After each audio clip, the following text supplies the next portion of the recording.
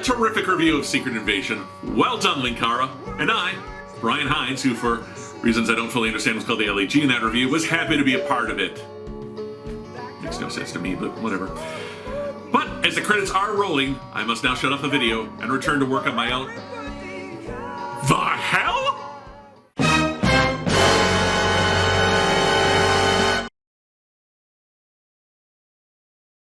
Look, I'm sorry. It was an honest error. I just have to add thousands and thousands of names of Patreon supporters to the end credits. I'm sure you know how that is. Sure. But the great thing is that a major animation studio reached out to me and offered us a job. Really? What kind of job? Tell me, Brian, what are we going to do tonight? The same thing we do every night, Linky. Try to take over the world of comic books. They're Linky and the Brian, Linky and the Brian. One is successful, The other is you. to prove their geeky worth. They'll review every comic book on Earth. They're Linky and the Brian, Brian, Brian, Brian, Brian, Brian, Brian, Brian. Well, what did the studio think? Well, they didn't think the show was all there. How do you feel about bringing in a previously used, unpopular third party? Wait, you don't mean... Fuzzy bunnies! They're Linky, Filmbrania, and the Brian, Brian, Brian, Brian. Wait, I actually have Brain in my name, so shouldn't I be Linkara's partner? Also, if anyone's the unpopular third party here, it's definitely... Oh, shut up! Enjoy the show. Yes! Still got it. Noff!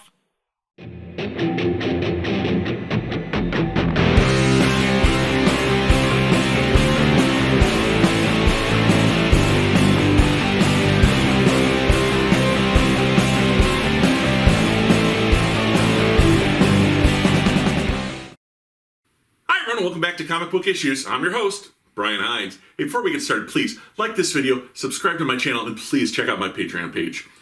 Now, for today's review, we're going back. Oh, no, not to Hogwarts.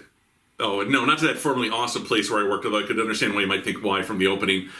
No, we're going back to the subject of one of my best received videos of all time. We're going back to Astro City. And by that, I mean we're taking a road trip that's nowhere near Astro City. Astro City is written by Kurt Busiek with character designs and painted covers by Alex Ross and interior pencils by Brent Anderson, primarily. Astro City is a deconstructionist superhero book, taking familiar archetypes of superheroes and putting new spins on them. Thus, you can tell stories about archenemies who are really just opposites of the same coin. Supervillains who succeed but need their egos stroked enough to get caught. Comic book publishers who have to deal with villains and cosmic entities unhappy with their characterization. My video, The Top 11 Astro City Stories, covered what I consider to be the best Astro City storylines to that point. Obviously, there have been more since then. They put out another 52 issues, and to be honest, the quality dropped. First off, there were fill-in issues by other artists other than Anderson, which in my mind spoiled the unique flavor of Astro City just a bit, because until then every issue had the same creators. Not that I hold anything against the other artists. Who wouldn't want to draw an issue of this book? Another thing was Busiek started doing sequels to some of his most beloved stories. Steeljack, The Confessor, even the Widowed Man from the Astro City 1/2 issue got a second story arc in this book. Ultimately, none of those stories, however, lived up to their predecessors. Which is not to say that the Vertigo line didn't have good stories, but none of those struck the same chord as when Astro City was published by Image Comics. With DC shutting down its Vertigo line as of 2020, Busiek announced the book would return to its original publisher, Image Comics, starting with a standalone graphic novel that never materialized. Instead, as of March 2022, we saw the release of a new Astro City special. Is this book a return to the charm and wonder of previous eras, or has this city been permanently cast down into the slums? Today we'll take a closer look at the first new Astro City comic book in years with my review of Astro City, That Was Then. As we see strange colors fade away, we focus in on 5 young people all setting up their campsite. A site that just happens to be on top of a hoodoo or a stone pillar in the desert. It's the summer of '69 and they're on a camping trip making their way to California. And they're all teen superheroes. Bugle Boy and Majorette, a couple, in every sense, of sidekicks to the Music Man. Sunstrike, the Night Flyer's junior partner. Rivets, the Robot Boy, and finally, Raleigh, sidekick to the Road Racer. Hello, I'm the Road Racer. Oh, sure, beating roads in a race? Easy, right? Not so. Since the roads are usually where the race is held, they're already at the finish line before the race even starts, so you have to be super fast. Want to see me run across the country and come back to this exact spot? Want to see it again? As they've traveled from town to town, they've been fighting small-time supercriminals. Riley thought the point of this trip was not to fight crime, but to have time for themselves. Well, they've got quiet time now, but none of them can think of anything to say. Not since the death of the Jayhawks. A few weeks ago, the heroes of the world quietly gathered in Kansas City, the various teen heroes and sidekicks congregating together after the funeral. The Jayhawks were Kid Corsair, Buster, Teen Genie, Beach Boy, and Rally, a group of sidekicks who came together to fight crime on their own in Kansas City, hence their name.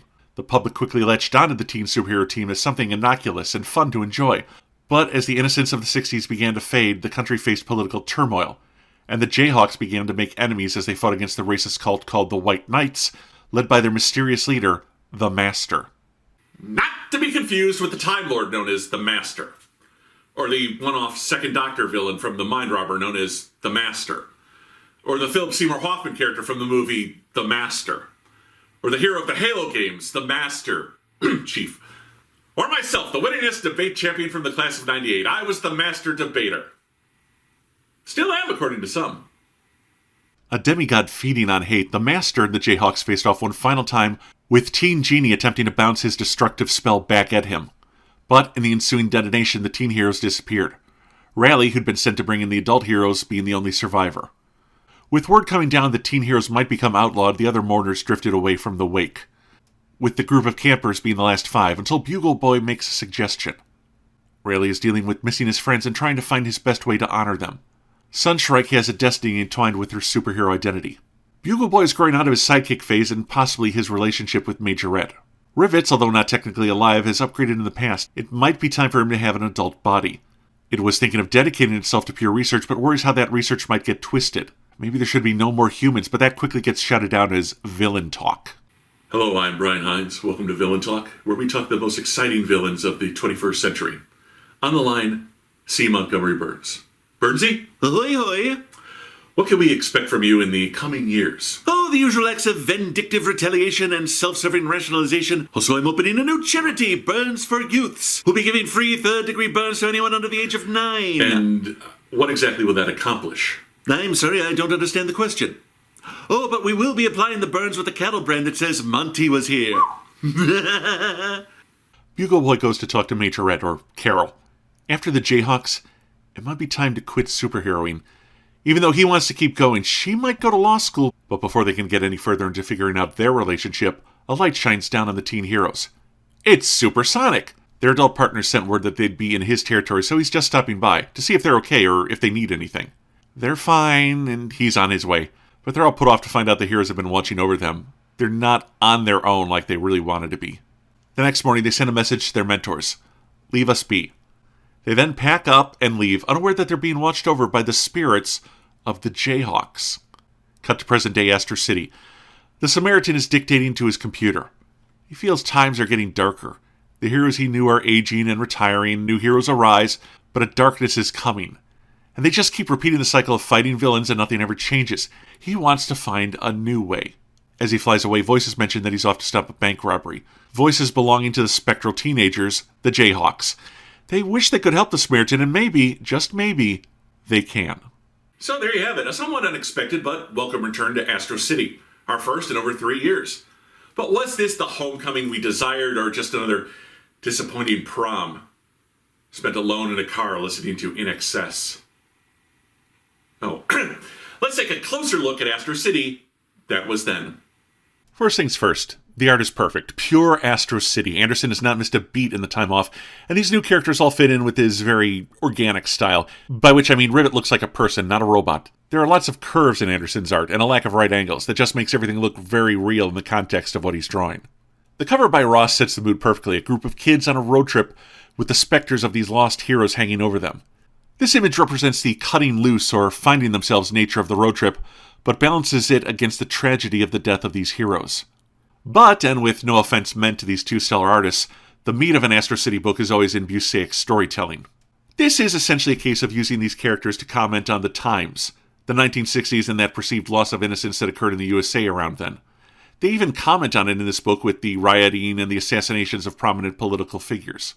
Here, the Jayhawks are stand-in for the Teen Titans, a group of young sidekicks to older heroes bandied together to find their own way. Through some flashbacks, we get a somewhat dry origin for the team. We never see it through their eyes or how they handle these events emotionally. The real heart of this story, however, is in the campers, and how they're dealing with the deaths of these people they respected and knew. Now, only in Raleig's case is this a genuine mourning for the loss of his friends. With the other campers, it's like the death of any celebrity or public figure that they admired or even loved. It has a moving effect on them, but it would be hard to say it's actual grief. It does, however, push them to question their own future. Will they stay heroes? Will they stop being heroes? Will they stay together? There are no answers here, just a feeling of ennui and grief. But it does set up a few ongoing mysteries. What happened to the Jayhawks? Are they still alive? Trapped in another dimension? Ghosts? And what is Samaritan's plan for changing the superhero dynamic? Could this be the point where he starts to slip into villainy, an idea that was posed quite a while back in the Samaritan special? There's no real adventure here, and honestly, this story could have worked just as well with 5 normal kids who were never superheroes, simply reacting to the popular Jayhawks' deaths. Really, it's a quiet moment where grieving teens exhale and let the weight of the future off their shoulders for a night. A good mood piece, but not quite the home run I wanted for Astro City's return.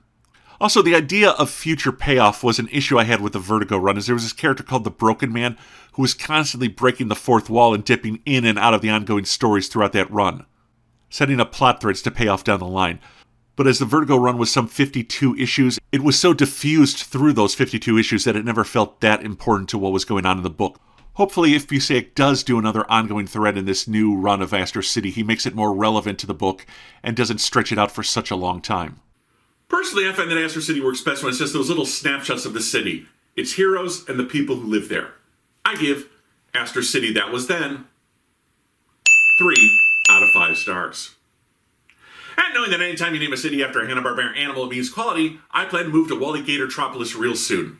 Until that fateful day, I say thank you for joining me, my friends. I'll see you back here next time for more comic book issues. I'm your host, Brian Hines.